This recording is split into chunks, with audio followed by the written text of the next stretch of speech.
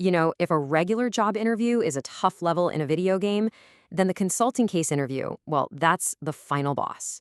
It's high stakes, it's high pressure, and it's designed to test pretty much everything you've got. And just like any final boss, you can't just wander in and hope for the best. Nope, you need a game plan. Look, feeling nervous, that's totally normal. The person who wrote this felt it, you probably feel it, and honestly, so has everyone else who's been in this hot seat. But here's the good news. That anxiety starts to disappear the second you replace it with a real strategy. It's all about understanding the key techniques that make these interviews work.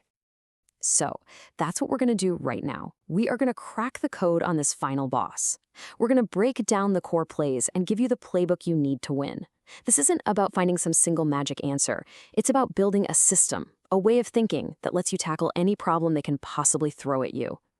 So hang tight, because by the end of this, I promise you, you'll have a clear, actionable strategy to walk into that room with confidence and walk out with a job.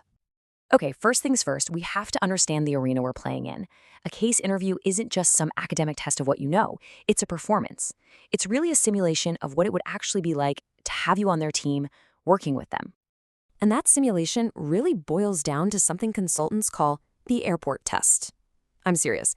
In the back of their mind, they're literally thinking, if my flight got canceled and I was snowed in at the Buffalo airport for 9 hours with this person, would I enjoy the conversation, or would I have to pretend to be in a coma? It sounds like a joke, but it is a very real test of your personality, your maturity, and your fit. And that airport test gets at the biggest mistake so many candidates make. We get so obsessed with finding the right answer, the perfect math, the brilliant business insight. But what the interviewers are actually testing is something totally different. They're watching your poise, how you communicate, and, this is the big one, how you think. They're trying to answer one fundamental question. Can I put this person in front of a client?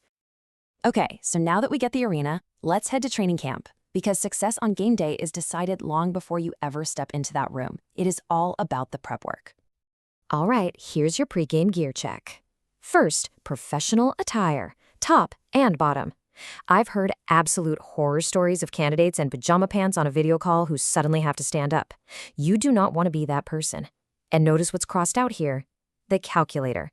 They don't want to see how fast you can mash buttons. They want to see the gears turning in your head. Now, you want a real pro move? Use grass paper. It sounds simple, but it's a game changer. It forces you to be visual, to draw things out. It helps you line up your zeros so you don't make a silly, costly math mistake. And, this is the secret weapon, it helps you stay organized. When you can physically turn your notes toward the interviewer to walk them through your logic, you change the whole dynamic. They're no longer an interrogator. They're your teammate. All right, let's open up the playbook and look at the core plays. These are the business frameworks you're going to use to structure your analysis. Now think of them less like rigid rules and more like your opening moves in a chess match. They help you break down a complex problem into manageable pieces. A classic case you're almost guaranteed to run into is the M&A, or merger and acquisition. The setup is pretty straightforward. One company is thinking about buying another one, and your job is to figure out the big question: should they actually go through with it? And this is exactly why frameworks are your best friend. They give you a structure right off the bat. So instead of just asking random questions, you can systematically dig into the rationale, the potential synergies, the risks. And hey, here's a pro tip. If the buyer is a private equity firm, you always ask what other companies are in their portfolio. That's often where the hidden value is, and it's a detail most other candidates will completely miss. Of course, M&A isn't the only play in the book. You'll also see cases about launching a new product or maybe diving deep into a company's finances to figure out why their profits are suddenly tanking. And you might even get one of those fun market sizing questions like, hey, how many golf balls are sold in the US every year? So let's put this into practice. Imagine you get this market share chart. Honda's on top, Harley's second. Okay, good to know. But then the interviewer gives you another piece of data. The whole industry grew by 5% last year, but Harley only grew by 2%. And bam, right there, that's your first critical insight. Harley is losing ground to its competitors. That's the thread you need to start pulling on.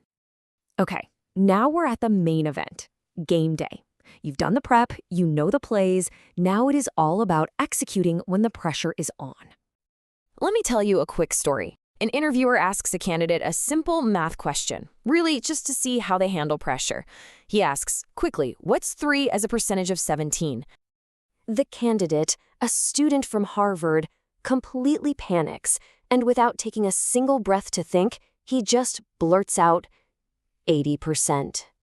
And in that one moment, the interview is over. And here's the thing, it wasn't because he got the math wrong. Hey, people make mistakes. It was over because he didn't take a single second to think. He proved to the interviewer that he couldn't be trusted to have poise in front of a real client. Remember, the process matters so much more than the final answer. This is especially true in those group interviews, which are, let's be honest, kind of weird, right? You're competing with these people, but for the next hour, they're supposed to be your teammates.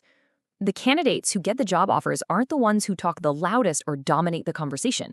They're the ones who listen, who build on other people's ideas, and who prove they can be a collaborative member of a team. And when they hit you with big numbers, don't get intimidated. Let's say the client has $5.2 billion in revenue and wants to grow by 50%. A great candidate immediately does the math and says, okay, so our target is to add $2.6 billion in new sales. That one simple calculation right at the start shows that you grasp the scale of the problem and you're ready to start building a solution. All right, last section. Let's talk about the championship mindset. This is the stuff that separates the good candidates from the ones who get the offer. It's the final polish on your performance. Your final play of the game is the summary. Please, do not just trail off when you think you're done. You need to take 30, maybe 90 seconds to powerfully restate the problem, your approach, and your top 2 or 3 key takeaways. This is your mic drop moment, your chance to end on a high note and leave them with a crystal clear impression of your structured, logical mind. So as you prepare, I want you to keep this one question in your head. When the case is solved and you walk out of that room, beyond all the frameworks and the math, what is the one thing you want that interviewer to remember about you? Is it your creativity, your analytical rigor, your incredible poise under pressure? Figure that out, because that is what's ultimately going to get you the offer.